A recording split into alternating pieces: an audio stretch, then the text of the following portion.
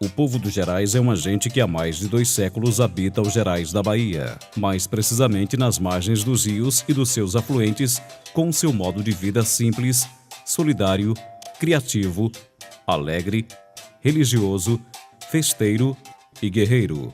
Mas para entendermos como se deu a origem do povo dos Gerais, é preciso voltarmos a mais de 11 mil anos, quando os primeiros seres humanos chegaram nos Gerais e se depararam com uma imensidão formada por uma vegetação de árvores baixas e de troncos retorcidos, com muitos animais, os quais serviam de caças. E o mais importante, muita fartura de água, brotando em meio aos buritizais das veredas, que conforme iam descendo o chapadão, iam formando rios cada vez maiores e mais correntes. Inicialmente abrigaram-se nas cavernas e paredões de calcários nas margens dos rios. E com o tempo, formaram várias aldeias pela região dos Gerais, onde viviam da pesca, da caça e da coleta de frutos. Também faziam pequenas roças de coivara, que consiste na derrubada da vegetação e queima. Com o tempo, era aberta outra área e deixava a vegetação regenerar. Nessas roças, era plantada principalmente a mandioca. Com o passar do tempo, esses povos foram adquirindo incalculáveis conhecimentos sobre os solos, rios, animais e plantas dos Gerais, e deixaram para as futuras gerações mensagens em forma de pinturas rupestres nos paredões de calcário, desenhos de animais, sinais gráficos e pessoas. Também deixaram gravuras rupestres em pedras, locais sagrados como a Cachoeira da Velha da Galinha, no rio Correntina. E assim viveram mais de 550 gerações pelos Gerais da Bahia ao longo dos milênios. Mas com a invasão dos portugueses em 1500, os povos indígenas do litoral foram os primeiros a conhecer o inferno da escravidão na exploração do pau-brasil. Tempos depois, os portugueses trouxeram os primeiros escravos vindos da África para serem explorados nas fazendas de cana-de-açúcar. Na busca da tão sonhada liberdade, alguns escravos conseguiram fugir da escravidão das fazendas e dos garimpos da Chapada Diamantina. Vieram parar nas margens do Rio São Francisco e nos Gerais da Bahia entre os séculos 17 e 19. Formaram vários quilombos nesta região.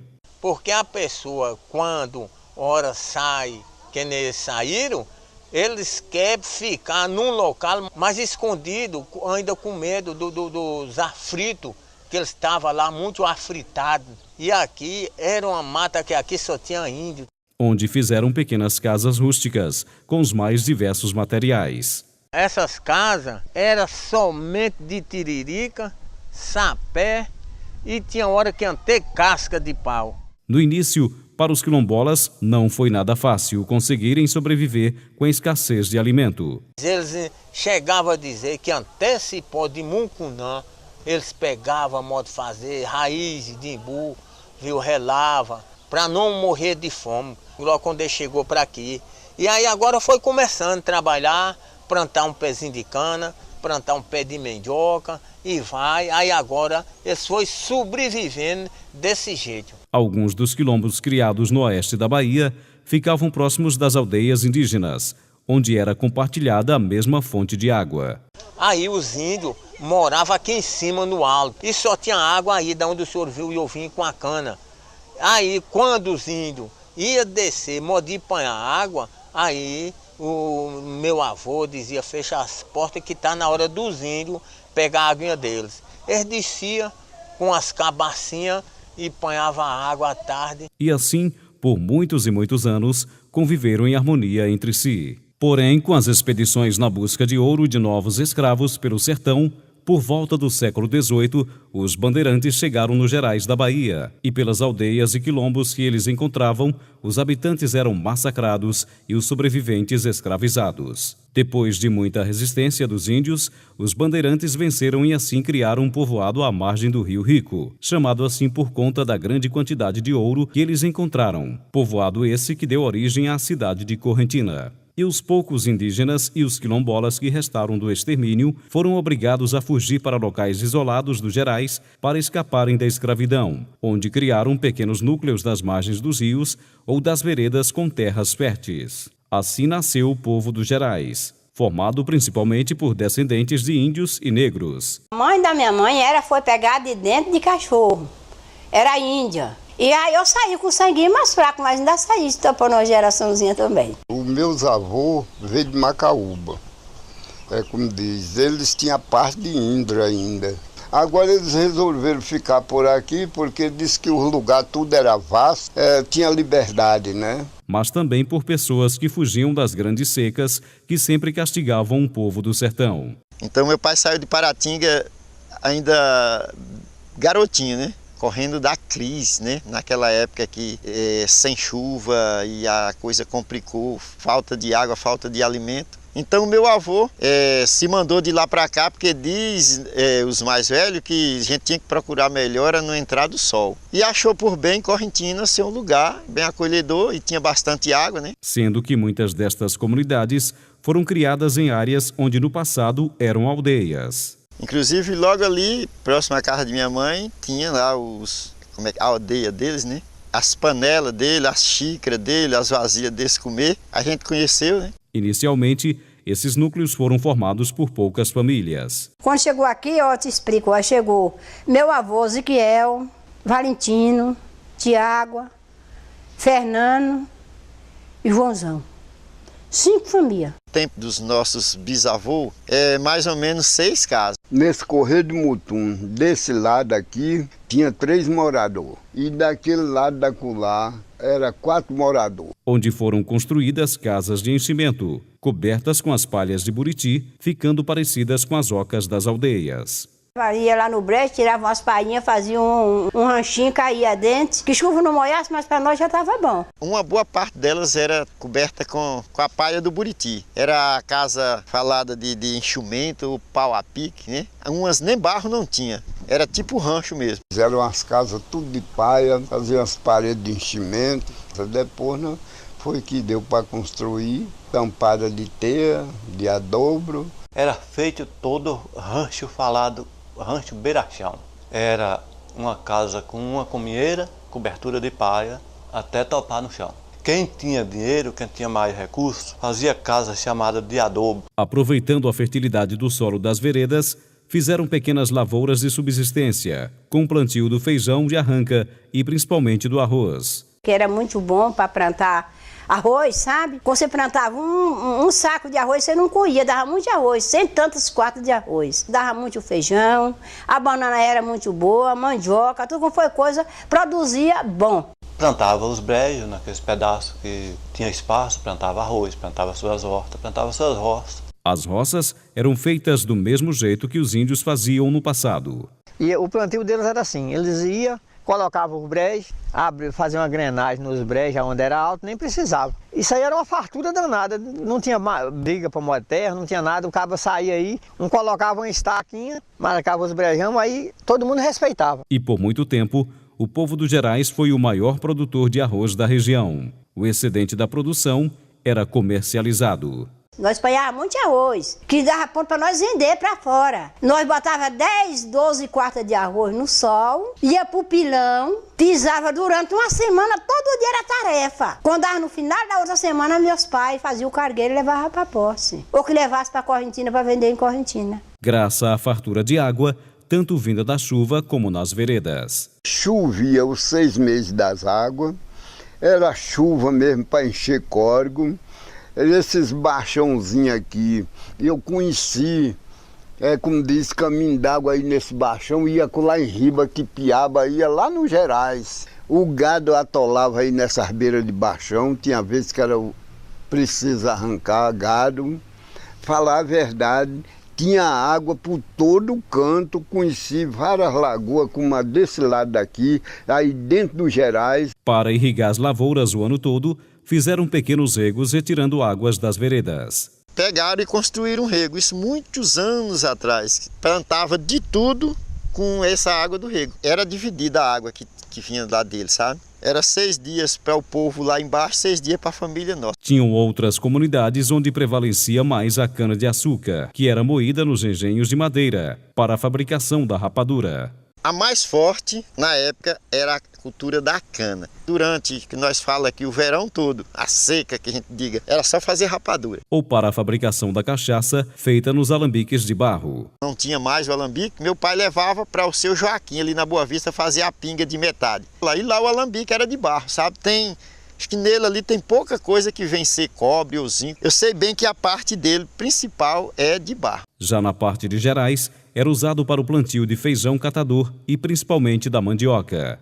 Mas no Gerais era um refúgio ali, a gente plantava mandioca, plantava catador. Toda a colheita da mandioca era destinada para a produção da farinha. Meu pai, mas nós cansei de fazer isto, arrancar a mandioca num dia, rapar, com a barra de ralar, e outros ia espremer, outros ia torrar, e a farinha saía boazinha daquele dia. Como as oficinas eram poucas, os donos eram solidários com aqueles que não tinham esse meio de produção. Essa rebanceira daqui de redor fazia aqui comigo. Acolá já tinha Toninho, acolá tinha o Dé, do mesmo jeito, era assim. Cada um fazia para si mesmo. Os donos não exigiam, não. Não tinha esse orgulho que tem hoje. Essa é uma das características do povo dos Gerais, a vida comunitária, onde eram feitos os mutirões, tanto nas construções das casas como nas lavouras. Que aquele tempo, até a gente colocava assim, era um por todo e todos por um. Começava desde a roçada do mato. Quando muito chegava 30, porque mesmo que aqui não tinha os 30 homens, eles convidavam a comunidade vizinha. Cheguei a levantar 2 casas de adobo e os adobos eram feitos em mutirão. O Gerais ainda era usado para a retirada da lenha, raízes e coleta de frutos. E aqui todos já usaram, né? Toda a renda que o Gerais produz, da lenha, a madeira, a fruta, a raiz. Porque o Buriti deu muita vendagem. O cara fazia aqui 200 libras de Buriti, saía aí, dava muito dinheiro. E também na criação de gado, que era criado solto pelos Gerais, se alimentando da vegetação nativa. Nesse tempo criava gado aqui, que eu me lembro, o gado estava com quem estava numa ceva, empolado de gordo, sadio, não tinha vacina, não tinha nada e o gado era sadio. Devido à grande diversidade da fauna dos Gerais, a principal fonte de proteína animal na alimentação do povo dos Gerais era proveniente da caça. Vez que a gente cozinhava mais carne do que mesmo os cereais, o arroz e o feijão, porque a carne tinha mais com abundância. Quando o povo dos Gerais necessitava ir até os povoados, na maioria das vezes, fazia todo o trajeto a pé. Era mais natural a pé do que mesmo montado. Era 3 dias de viagem, ou que seja para Posse, ou que seja para Correntina. Para Posse era mais longe. Falar a verdade, a gente teve tempo que não possuía nem o animal. Nós tirava daqui para Correntina a pé. Ia e vinha no dia, inteirado com a noite. Quando regressavam dos povoados, traziam alguns produtos, os quais não eram produzidos nas comunidades. O salo, o café, o açúcar, era trazido de lá e botava a carguinha para trazer no animalzinho que a gente fosse montado. Pois a maioria dos materiais necessários na vida do povo geraizeiro era feita por eles, graças aos valiosos conhecimentos herdados dos índios. Por exemplo, as cordas para as mais diversas necessidades eram feitas das folhas do tucum, uma palmeira muito abundante nos Gerais da Bahia. A corda do tucum é tão resistente que era usada até mesmo na pesca. Não tinha a linha que tem hoje, a linha de nalho, né? O que fazia? Eles trançavam a linha do imbé da seda do coco tucum. Ali eles faziam a linha de pescar, o próprio encastor do anzol para que o peixe não cortasse a linha da mesma seda. O buriti é uma das árvores mais importantes na vida do geraizeiro. A origem da palavra buriti é indígena e quer dizer árvore da vida. E do buriti, tudo se aproveita. Moço, o buriti é igual o gado, você não perde nada dele. Veja bem, primeiro, a fêmea, ele dá o próprio caroço do buriti, né? Se alimenta dele. Indiferente da palha, do olho para fazer o chapéu, fazer a esteira, tirar o imbé, tirar a palha para cobrir casa. Nós moramos muito tempo em casa de palha, e a maioria. Mesmo quando é feita uma nova roça, não se corta os buritis. Só é cortado se já estiver morto. Eu que já passei dos 50, ainda não vi uma pessoa derrubar um pé de buriti aqui no Salto para fazer tal coisa dele. Aproveitava o que caía, né? Outra árvore dos Gerais importante é o piquezeiro. Que o pessoal daquele tempo, eles não cortavam o piquezeiro que tivesse saudável, né? Eles reparavam aquele que estava morrendo, é esse que eles tiravam. Não era chegar e tá ele tão bonitão e chegar e botar um machado. Outro exemplo deste vasto conhecimento do povo dos Gerais é com relação às plantas medicinais dos Gerais. Né? Nós fomos descobrindo a raizinha de pau, a que servia para desinteria, a que servia para mordida de cobra, a que servia para dor de cabeça. A raizada quer dizer, ensinavam as raízes, tomavam um xarope de uma coisa e de outra, e falar a verdade, com isso curava, mas pelos milagres de Deus mesmo, porque justamente para o médico aqui não existia. A cada metro quadrado desse aqui, tem planta aqui que serve para remédio. Sofre do rim quem quer, que dizem e que ela é uma planta que usa o chá da folha dela, coloca a folha, a casca dela, difusão na água e a pessoa usa. Quem está com problema de rins, diz que é muito bom. Essa planta aqui chama malvinha. Só tem ela no cerrado e a utilidade dela é para a pessoa que tem indisposição estomacal e aí tirar essa casca dela aqui, coloca na água e usa, ou na pinga. Chama-se pacari, ele é cicatrizante, é o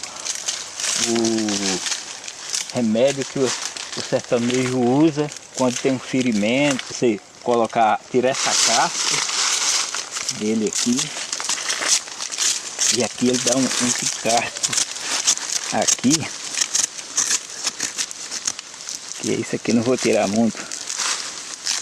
Então esse encasco aqui, ele é antibiótico de primeira linha, você não pode nem usar ele muito numa ferida ou tomar muito, porque se tiver um ferimento ele sara muito rápido. A folha também, a folha você pega ela aqui e faz o móizinho dela e bate com um pedacinho de madeira em um pano e ele dá um sumo. E você pinga no lugar do ferimento.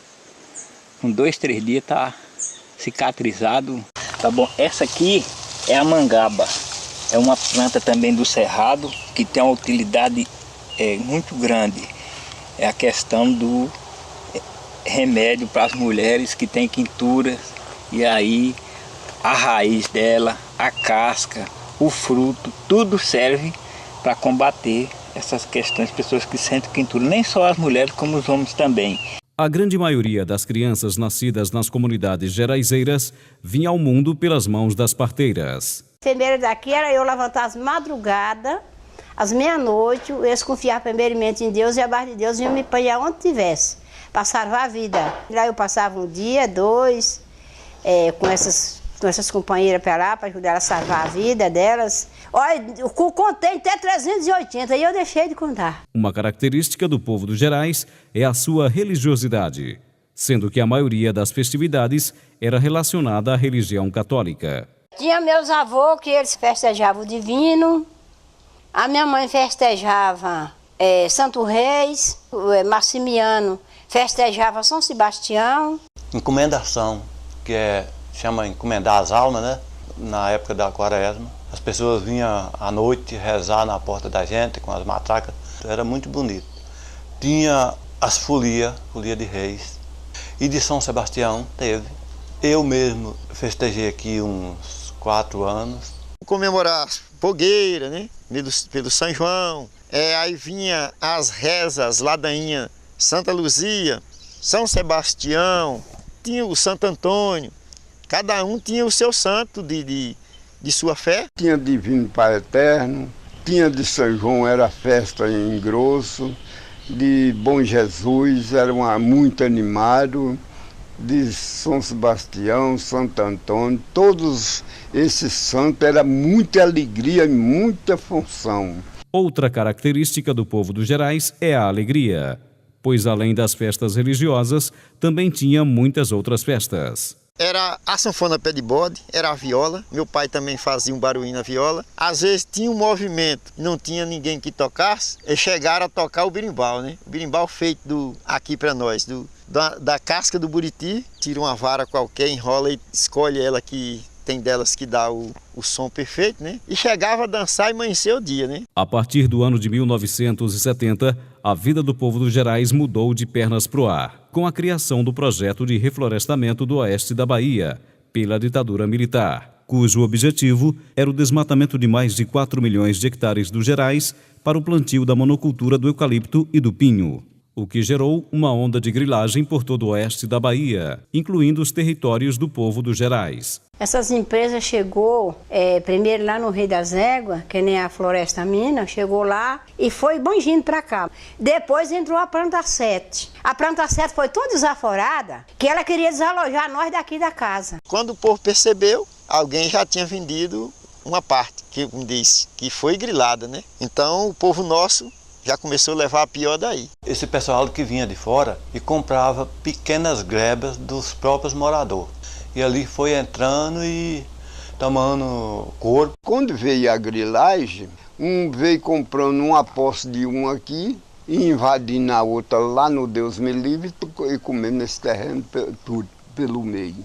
E que foi a pior coisa que teve, foi essa, né? Onde o povo dos Gerais foi forçado a entrar num violento conflito na luta em defesa dos seus territórios contra os grileiros e seus pistoleiros, que contavam com a omissão ou cumplicidade das autoridades, o que gerou uma onda de assassinatos de poceiros por toda a região. E eles começaram a grilar terras, porque eles corrompiam as pessoas dos cartórios, do INCRA, prefeitos ficavam do lado deles, delegados de polícia, enfim, eles tinham o apoio de toda a classe dominante. E pistoleiros, muitos pistoleiros começaram a chegar aqui, porque onde tem grileiro tem pistoleiro. Entendeu? Então o clima era bastante pesado, carregado. Falaram comigo que eu era analfabeto e pobre e que eles tinham fundo de reserva para me transferir de um país para outro. Foi no meio da jagunçada deles aí. E eu falei, eu só tenho um prazer, chefe. E que dinheiro e sabedoria não livra o senhor dos 7 palmos também não. Porque a gente tem hora que fica disposto nas coisas. E justamente aqui eles